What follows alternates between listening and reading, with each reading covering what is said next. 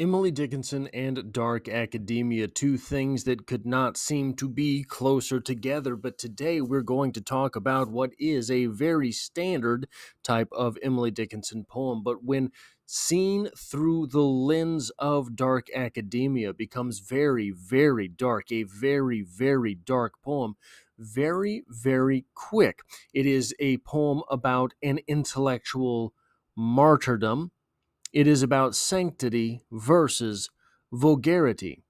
Welcome to Strip Coverlet, where we squeeze the bigger picture out of literature. I'm Adrian Fort, and we are here today for a poetry discussion which will appear in three different playlists here on the channel. Number one being the poetry discussion playlist, now approaching 800 videos strong. Number two being the Emily Dickinson playlist, a playlist of videos dedicated to the greatest poet who ever was, now approaching 250 videos strong. And the third playlist is the Dark Academia playlist here on the channel, as we try to tease out some of the worthwhile ideas in what might be a new fad of literature or a new lens of literature, depending on how steadfast you believe this movement to be. The poem in question today is known as Publication is the Auction, and it reads as such.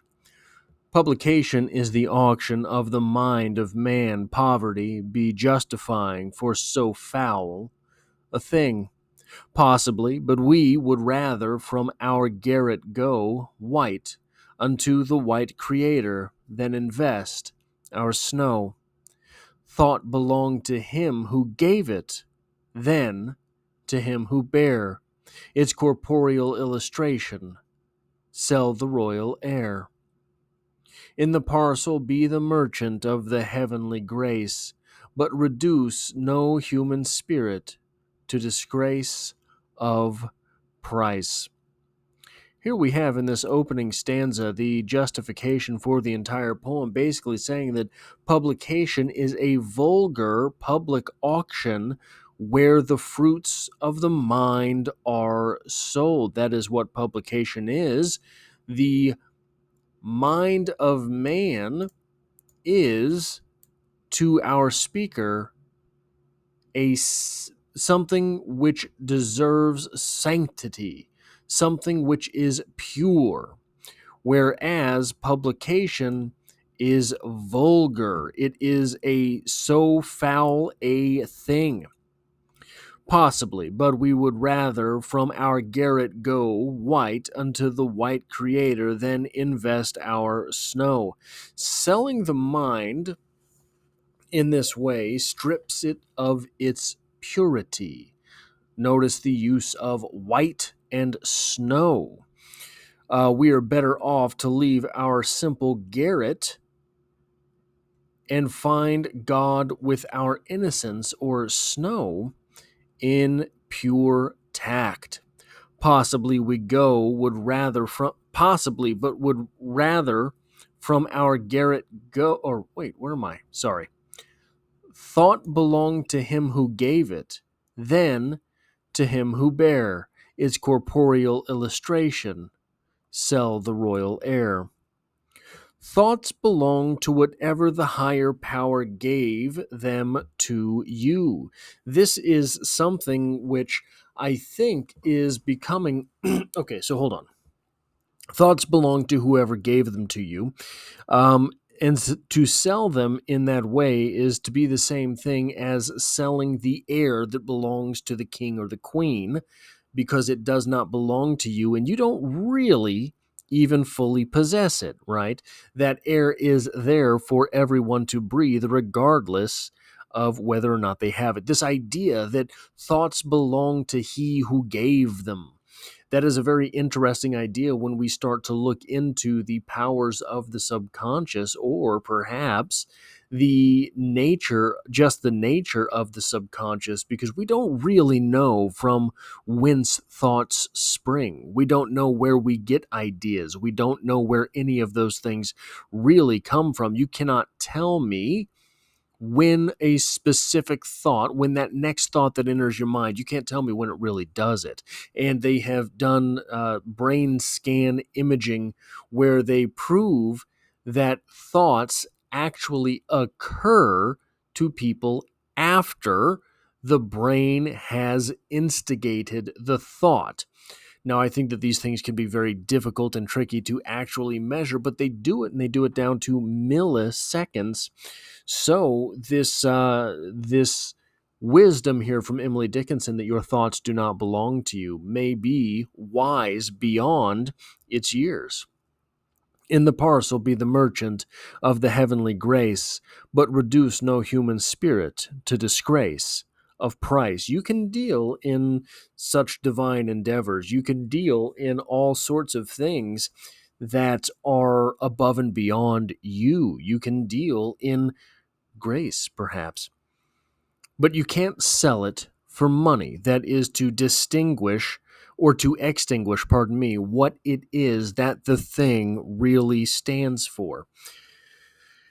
I think the way that this poem sort of lends itself to a dark academic reading is that there is, in the aesthetic, the movement, the school of dark academia, the romantification, a romanticizing of the idea of being a martyr to knowledge or wisdom or beauty. There is within dark academia this dedication to isolation, this idea of the self as a steadfast turret, if garret, if you will, for intellectualism. But I think that there is a sort of maybe schism inside what is known as dark academia, whereby there is a road less often taken, the road less traveled. I think that there is a divergence in this thought process. One is that the pursuit of the dark academic era of someone's life is taken so that they can transform. It is endeavored that the individual may turn his or herself into something more spectacular than the individual who entered that era of their life, to go into this dark phase, to emerge as someone more capable. But there is, on the opposite side of that, there is always the threat that you don't come out, right? It is a slippery slope to go into isolation and dedicate yourself to a craft, dedicate yourself to an idea, dedicate yourself to some thought process, some discipline, some school of thought that is greater than yourself, to dedicate yourself to that thing with the intention perhaps of emerging greater than you had gone in, but you fail. You fail the idea, you fail the process, or you fail to re-emerge. I think that we've all seen them. We've seen these people who are clearly detached from reality. They walk around talking to themselves, mumbling out loud, spittle dripping from their mouth, completely gone. I think those people, most of those people, started just as normal as you or I. I really do. I know that there's a large mental health epidemic, and I think that those people are in the same. I think that there is a large number of people, I suppose I should say, that start normal, that start sort of run of the mill individual, that start also ran, that start NPC perhaps even. But as time goes on, they slip further and further from what is socially acceptable, what is normal, what is average, let alone what is good, what is popular, what is acceptable. And I think most of these people do that with this idea in mind that, hey, I just need some isolation. I just need to be by myself for a while. I just need a turn of quiet. And something happens, and they don't come back. Socialization probably is just like any other thing, just like lifting weights, just like running a mile, just like reading. If you take some time away from reading, you will forget how to read. If you take some time away from lifting weights, your muscles will deteriorate. If you take some time away from socialization, that will disappear from you as well.